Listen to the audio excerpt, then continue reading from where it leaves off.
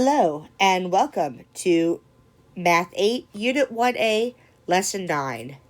Today's objective is scholars will find the length of a leg of a right triangle using the Pythagorean theorem.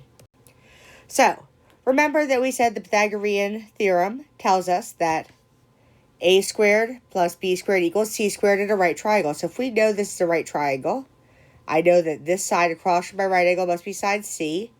The other two sides are sides A and B.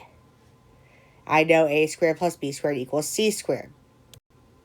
So now we're going to use that to find the missing side of a right triangle. In the past, we always found the missing side C. In this case, as you can see, I have side C. I'm missing side A or B. Again, side A and B doesn't matter which is which. So I'm going to say I don't have side A. So I have a squared plus b is 5 feet. So 5 squared equals c is 18. 18 squared. So I have a squared plus 25 equals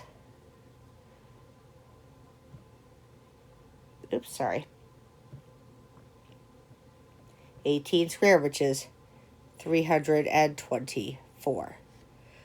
Okay, well, at this point, I need to do something different. I need to subtract 25 from both sides. So, I have a squared plus 25 minus 25 equals 324 minus 25. Over here, 25 minus 25 is going to go away. And I'm left with a squared equals 324 minus 25 gives me 299. Now that I have an a squared equals 299, I'm going to take the square root of both sides. So a equals exactly the square root of 299, or approximately 17.29. So a equals approximately 17.29. Okay, so let's try another one. Again, I see where my right angle would be. So that's side C. Here's side A or B. Again, it doesn't matter. So I have a squared plus 2 squared equals 8 squared. So a squared plus 2 squared is 4 equals 64. Again, I'm going to have to subtract whatever's there with that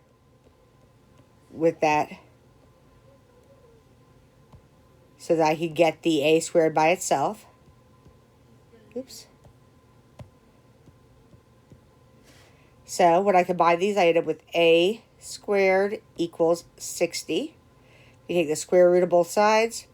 So a equals exactly the square root of 60, which is approximately, so a equals approximately 7.75.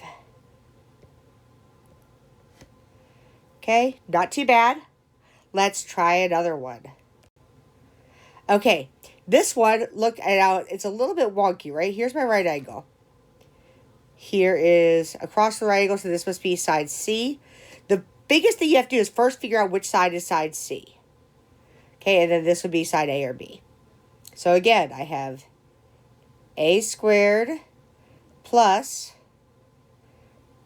3.2 squared equals 6.9 squared. So, first I need to do is actually square these. So 3.2 squared. So I have a squared plus 10.24 equals 6.9 squared is 47.61.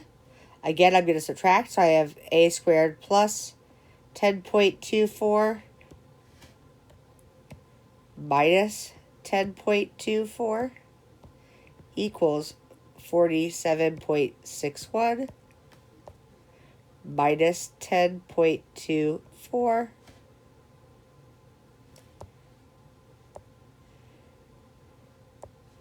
so let's see. Sorry, 10.24. So that gives me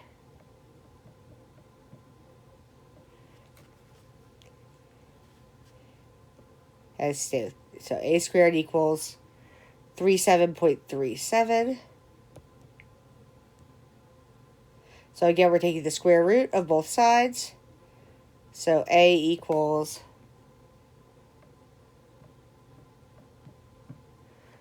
approximately, ooh, wow, that's yucky. It's going to go back to approximately 6.11. Okay, so now we need to look at this in the real world. So I have a 15-foot ladder. It's leaning against a wall.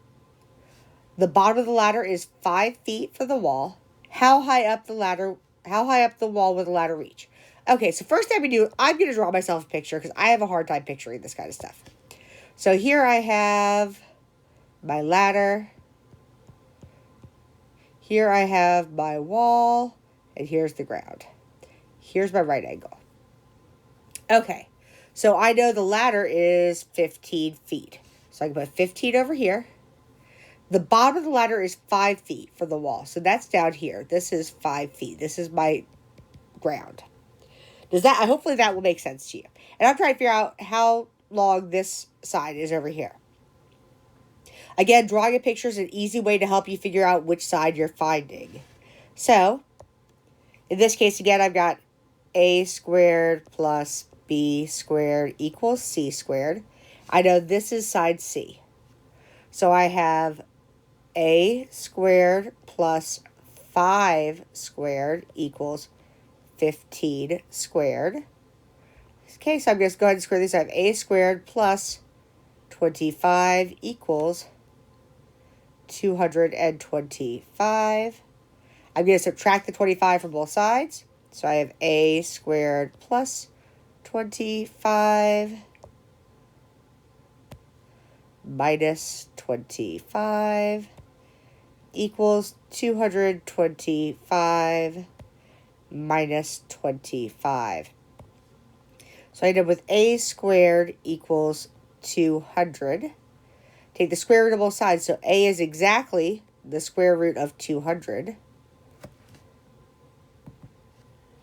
So I put that in my calculator to find out the approximate square root of 200. So a is approximately equal to 14.14. So that's how high up the ladder reaches. So even though it's a 15-foot ladder, it only gets up to 14.14 feet on this wall. This is X. It's 14.14. Okay, one more. Okay, so this is interesting. So televisions are categorized by the diagonal length of their screens. So let's picture a television screen. So we measure televisions by this length, the diagonal length of their screens. So I have a 50-inch television. That means this length right here is 50 inches. My screen is 40 inches wide. How tall is the screen? Okay, so if I've got a 50-inch television that's 40 inches wide, I want to figure out how tall is the screen. So what is this height here? Again, we have to think of it in terms of Pythagorean theorem. So we have a squared plus b squared equals c squared. I know that, you're going to say a is the one we don't know. So we'll call that one h squared, the height squared. Plus 40 squared equals 50 squared. So I have h squared equals 6. Ooh, why not equals? Go back. That should be a plus. Plus 1,600 equals 2,500. I'm going to subtract the 1,600 from both sides. So I have h squared plus 1,600 minus 1,600 equals 2,500 minus 1,600.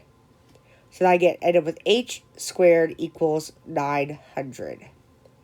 When I take the square root of both sides, on my calculator, I get h equals 30. So the height of my television is going to be 30 inches. Okay, so go ahead and try these on your own, and I will see you in class.